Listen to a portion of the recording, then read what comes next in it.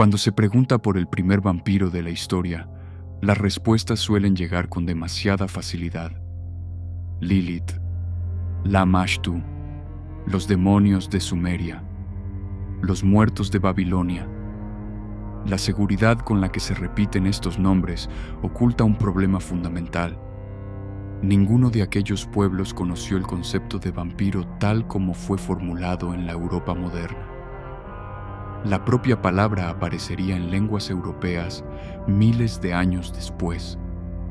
Llamar vampiro a cualquier ser antiguo relacionado con la noche, la sangre o la muerte puede resultar atractivo, pero también destruye las diferencias entre creencias que pertenecían a categorías distintas. No debemos preguntar cuál fue el primer vampiro mesopotámico. La pregunta correcta es otra.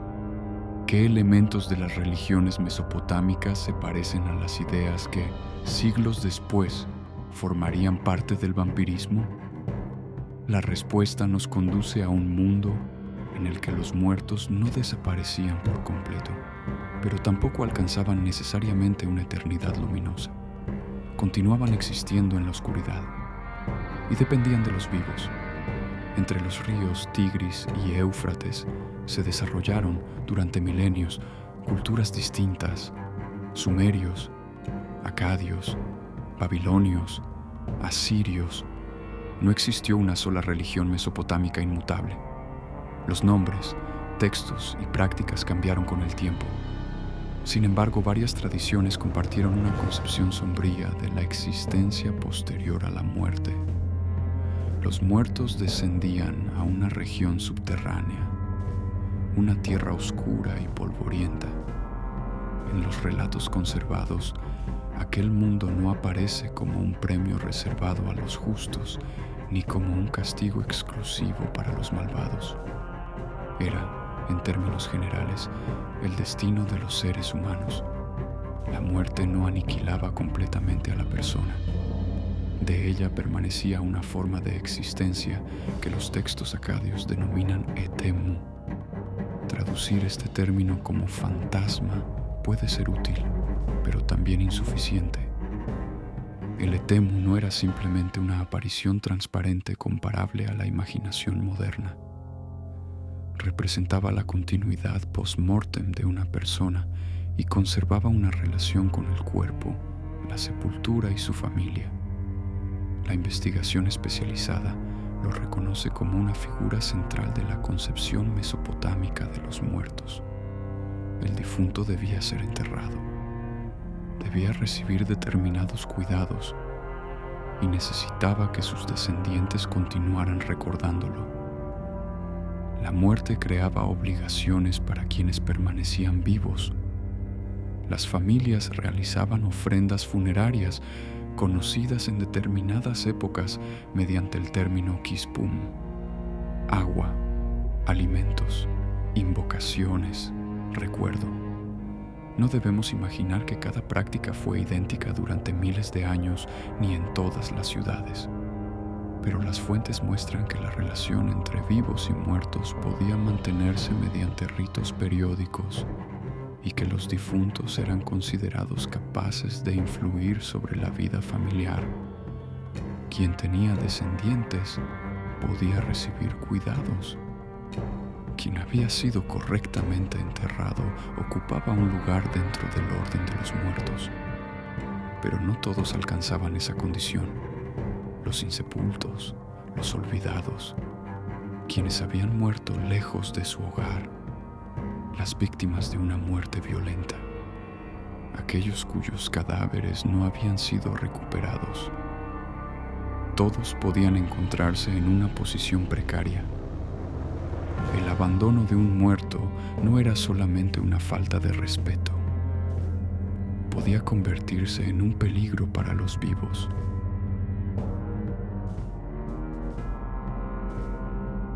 Los textos médicos y rituales mesopotámicos reconocen que un espíritu del difunto podía ocasionar sufrimientos, enfermedades, perturbaciones, miedos, alteraciones físicas o mentales cuya causa era atribuida a la acción de un muerto. El etemu inquieto podía adherirse a una persona, perseguirla o exigir la reparación de aquello que le impedía ocupar correctamente su lugar. Aquí debemos resistir una tentación. No estamos ante un cadáver que sale de su tumba. No encontramos todavía una criatura que muerda el cuello de sus víctimas. Tampoco existe una especie sobrenatural separada de los seres humanos. El etemu era el espíritu de alguien que había vivido. Su peligro provenía de una relación funeraria alterada. No bebía sangre, no transmitía su condición, no necesitaba esconderse del sol, pero contiene uno de los elementos más antiguos que posteriormente encontraremos en el vampiro. Un muerto cuya situación irregular amenaza a los vivos. Por eso no debe ser llamado el primer vampiro. Es más exacto considerarlo parte de la historia anterior al vampiro. Una pieza del problema, no su forma definitiva. Otra figura aparece constantemente en los relatos modernos sobre los orígenes del vampirismo. La Mashtu. Se la presenta como una vampiresa mesopotámica, una bebedora de sangre, o incluso como la madre primitiva de todos los seres nocturnos. Pero esta descripción mezcla semejanzas superficiales con identidades completamente distintas. La Mashtu no era el espíritu de una mujer fallecida. No era un cadáver inquieto.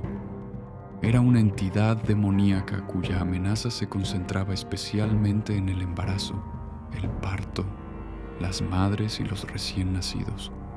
Las enfermedades y muertes infantiles que hoy poseen explicaciones médicas podían adquirir, dentro de aquella visión del mundo, una causa sobrenatural. Amuletos, conjuros y figuras protectoras buscaban mantenerla alejada. Algunos textos e imágenes la relacionan con el consumo de carne o sangre, pero beber sangre no convierte automáticamente a una criatura en vampiro. Dioses, demonios, monstruos y animales míticos de distintas tradiciones pueden derramarla o consumirla sin pertenecer por ello a la historia específica del muerto que regresa de la tumba. La Mashtu aporta al imaginario una figura depredadora relacionada con la vulnerabilidad humana, pero no aporta un muerto resucitado. Confundir ambas categorías sería atribuir a los mesopotámicos una criatura que ellos no formularon. El caso de Lilith es aún más complejo. Su historia no pertenece a una sola época ni a una única religión. En distintos textos mesopotámicos aparecen términos pertenecientes al grupo Lilu, figuras espirituales cuya naturaleza exacta y relación entre sí continúa siendo discutida. Siglos más tarde, la tradición hebrea desarrolló a Lilith mediante procesos propios. Durante la Antigüedad tardía y la Edad Media, nuevos textos ampliaron su identidad. Mucho después, la literatura, el ocultismo y la cultura popular la representarían como seductora, demonio nocturno, rebelde primordial, asesina de niños y vampiresa. Estas Lilith no pueden colocarse una encima de otra como si fueran el mismo personaje inmóvil, atravesando milenios. Las tradiciones se influyen, se reinterpretan y cambian. La Lilith reconocible para un lector moderno no aparece completa en una tablilla sumeria esperando ser descubierta. Fue construida gradualmente. Por eso la afirmación Lilith fue la primera vampiresa no describe una conclusión histórica, describe una lectura retrospectiva. Tomamos una categoría moderna y la proyectamos sobre figuras antiguas hasta hacerlas parecer aquello que buscamos. Después de separar estas tradiciones, Mesopotamia conserva una importancia fundamental. Aquí encontramos documentada una compleja relación entre los muertos y los vivos. Los difuntos continúan existiendo, necesitan sepultura, pueden requerir ofrendas, dependen de la memoria familiar y algunos, cuando el orden funerario ha sido alterado, pueden ocasionar daño. También aparecen entidades nocturnas o demoníacas que atacan a los vulnerables, pero estos elementos todavía permanecen separados.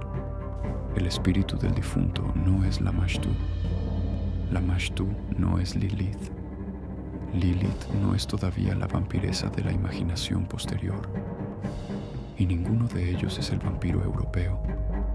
La primera gran conclusión de nuestro recorrido es que la historia no ofrece un monstruo inaugural.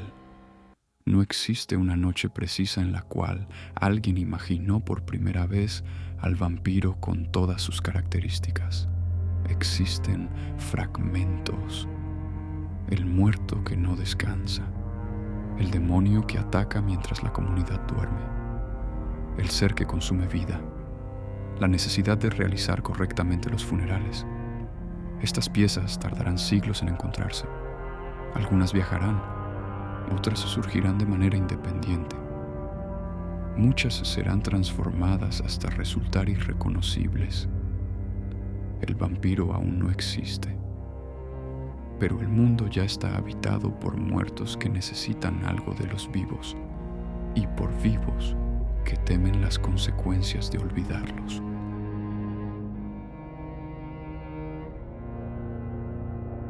Durante siglos, la humanidad intentó explicar aquello que temía. Algunas respuestas se convirtieron en religión, otras en leyendas, y algunas sobrevivieron hasta nuestros días disfrazadas de historias que todavía seguimos contando. Este fue solo el primer expediente. En los próximos capítulos seguiremos el rastro del vampiro a través de Grecia, Roma, la Edad Media y las tradiciones que terminaron dando origen al monstruo que hoy todos conocemos. Si este documental despertó tu curiosidad, regálame un me gusta. Ese pequeño gesto ayuda a que este proyecto llegue a más personas interesadas en la historia. Suscríbete a El Último Testigo para acompañarme en los próximos expedientes y no perderte ninguna investigación. Y si quieres seguir descubriendo fragmentos de historia, imágenes inéditas y contenido adicional, sígueme también en mis redes sociales. Encontrarás todos los enlaces en la descripción de este video, porque la historia nunca desaparece, solo espera a que alguien vuelva a contarla.